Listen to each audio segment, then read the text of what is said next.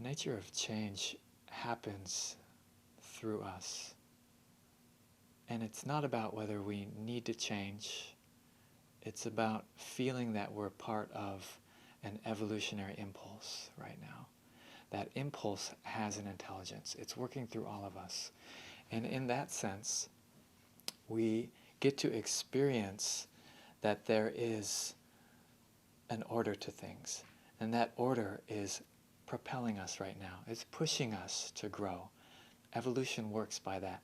Natural, sometimes gentle, sometimes a little forceful way of bringing us to a higher blueprint, another encoding, another way of existing.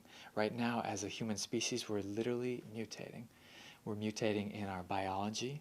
Our very genetics and cellular structure is showing signs of popping into a whole different nature. Even our consciousness as a reflection of our biology, and as a consciousness reflects, as our biology reflects our consciousness, so we're making shifts from our soul. And in that soul, we recognize that change happens because something in the future is impelling us to find itself at a greater and greater level of harmony, a greater and greater way of bringing through God's creation. So change is not necessary. Change is.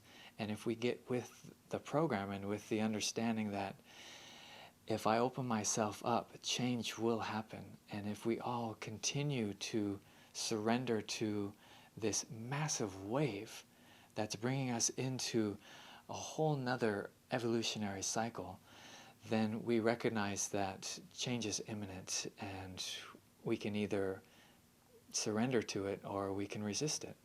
And right now, resistance on the planet is happening. We're seeing it in all of our social, economic, and cultural structures.